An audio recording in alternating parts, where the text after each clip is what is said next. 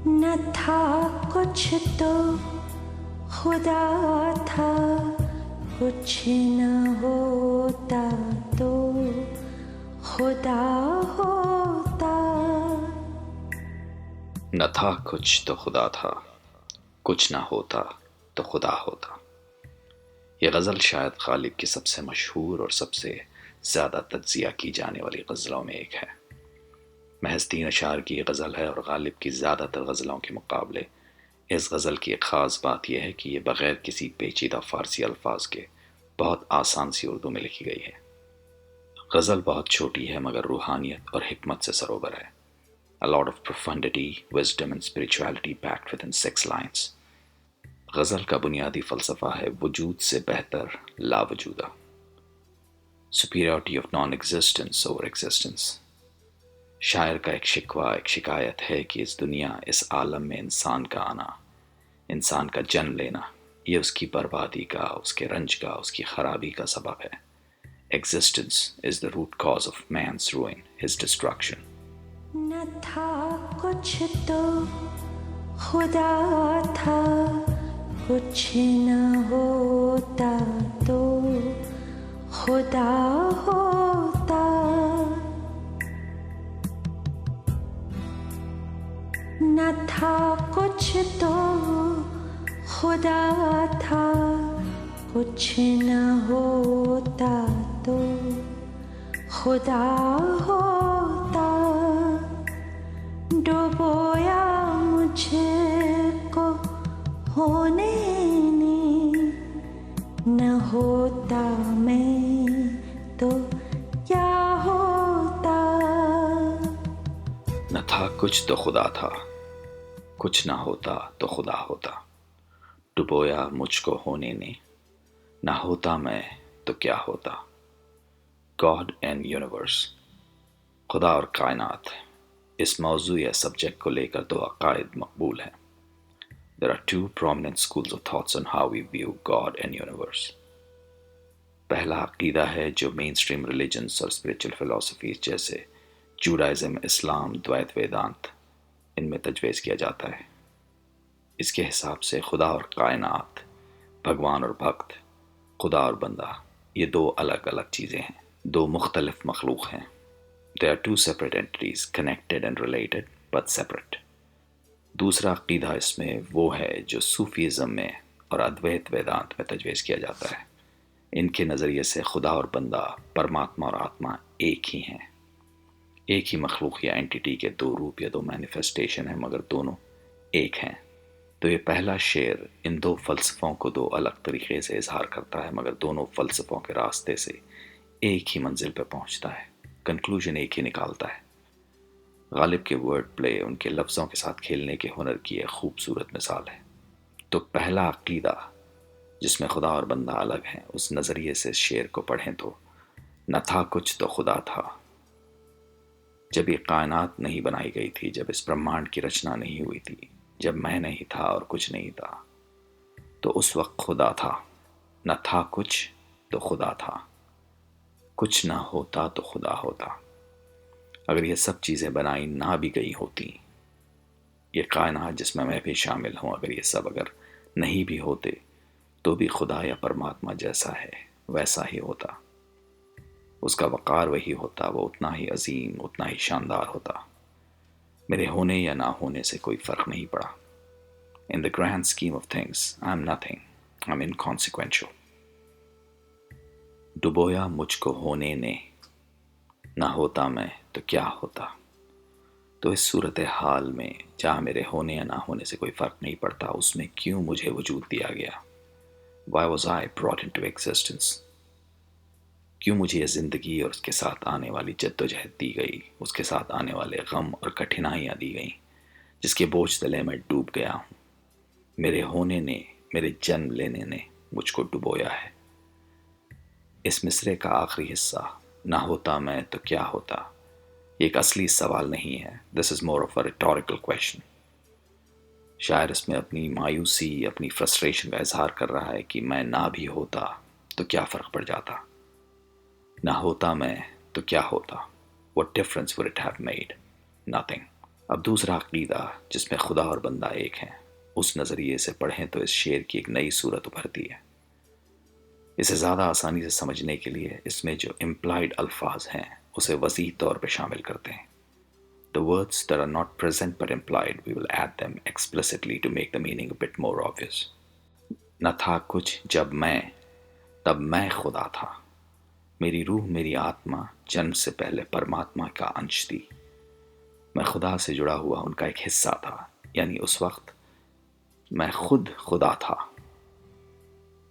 میں کچھ نہ ہوتا تو میں خدا ہوتا، اور اگر میرا وجود نہ ہوتا، میرا جن نہ ہوتا، تو آج بھی میں خدا کا انش ہوتا، یعنی میں آج بھی خدا ہوتا۔ ڈبویا مجھ کو ہونے نے، میرے وجود میرے جن نے مجھے خدا سے دور کر دیا، میرے وجود نے مجھے ڈبو دیا۔ My existence caused my ruin. نہ ہوتا میں تو کیا ہوتا۔ پچھلی تشریح میں یہ ایک اصلی سوال نہیں تھا، مگر ادھر یہ ایک اصلی سوال بن جاتا ہے کہ کہو اگر میں پیدا نہ ہوتا، میرا ایک انسان کی صورت میں وجود نہ ہوتا، تو آج میں کیا ہوتا؟ نہ ہوتا میں تو کیا ہوتا؟ اس کا جواب ہے میں آج خدا ہوتا۔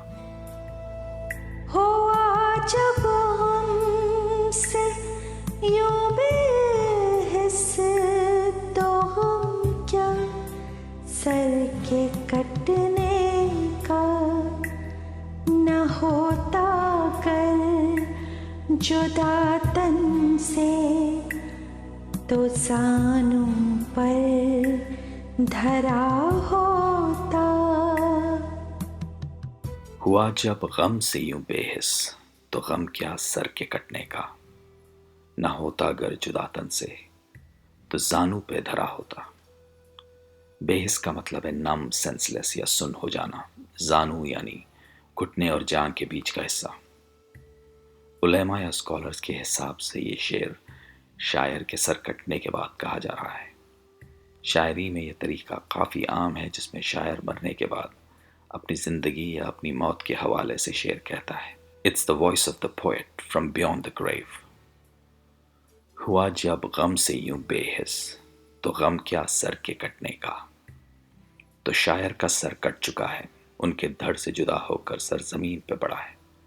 اس صورتحال کے متعلق شاعر کا کہنا ہے کہ کٹنے سے پہلے میرا سر زندگی کے غم اور جدوجہد سے اس قدر لدا ہوا تھا کہ یہ سن ہو چکا تھا، بے حس یا نم ہو چکا تھا، اسے کوئی درد یا کوئی احساس محسوس نہیں ہو رہا تھا۔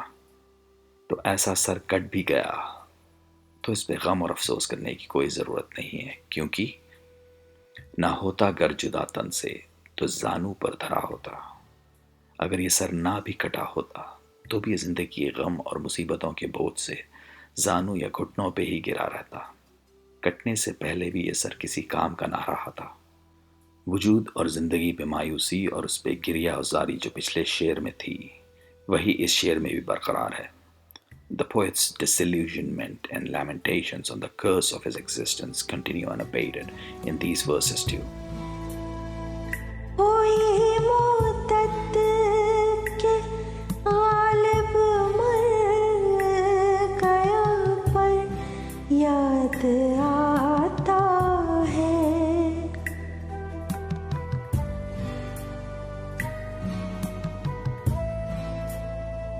ہوئی مدت کے غالب مر گیا پر یاد آتا ہے، وہ ہر ایک بات پر کہنا کہ یوں ہوتا تو کیا ہوتا، کہ یوں ہوتا تو کیا ہوتا۔ ہوئی مدت کے غالب مر گیا پر یاد آتا ہے، وہ ہر ایک بات پر کہنا کہ یوں ہوتا تو کیا ہوتا۔ شاعر اب اس دنیا سے چل بسے ہیں، ان کی اس جہاں سے رخصتی ہوئے ایک لمبا عرصہ ہو چکا ہے، مگر آج بھی ان کے دوست، ان کے ہم صحبت انہیں شدت سے یاد کرتے ہیں کہ کیا شخصیت تھی ان کی۔ کوئی بھی بات ہو، ان کا جواب بس ایک ہی ہوتا کہ یوں ہوتا تو کیا ہوتا۔ یوں ہوتا تو کیا ہوتا، یہ جملہ مختلف قسم کے جذبات کو ظاہر کرتا ہے. The multivalence of this phrase can portray a range of emotions. پہلا، بے دل لگی. زندگی اور دنیا کے متعلق بے دل لگی یا حقارت، یعنی an indifference or contempt towards life and this world. جیسے کہ یوں بھی ہوتا تو کیا ہوتا، کیا فرق پڑ جاتا. What difference would it have made? اگلا جذبہ ہے وہ جو سب جانتا ہے، جسے ہر چیز کا علم ہے. عالم الغیوب، the all knowing, the omniscient, the one who has the right answer to every question. جیسے کہ میں تمہیں بتاتا ہوں کہ اگر یوں ہوتا تو کیا ہوتا. ایک تیسرا جذبہ اور نکلتا ہے اس کا، اشتیاق، یعنی ایک لالسا، a longing or craving, dreaming، کہ یوں ہوتا تو کیا ہوتا، کاش حالات اگر ایسے ہوتے تو معاملہ کیسا ہوتا. غالب کی شخصیت کے بے حساب پہلو لفظوں میں گرفت کرنا ناممکن ہے، مگر ایک چھوٹی سی مٹھی میں ان کی فردیت، ان کی پرسنالٹی کے کچھ پہلو اگر قید کیے جائیں تو انہیں 3-4 جذبے ضرور ملیں گے. زندگی اور عالم کی طرف بے دل لگی، ہر سوال کے جواب کی جانکاری، اور ایک خواب دیکھنے والی فطرت، a fantasizer. تو یہ آخری شعر ان کی خصوصیت، ان کی شخصیت کے کچھ چنندہ اسواف کی وضاحت کرتا ہے. It tries to capture a few choice attributes of his personality. اس جہاں سے ودا ہونے کے بعد اگر دنیا صرف ایک جملے، ایک فقرے سے انہیں یاد کرے تو اس سے بہتر کیا ہوگا کہ وہ ہر ایک بات پر کہنا کہ یوں ہوتا تو کیا ہوتا. یوں ہوتا تو کیا ہوتا،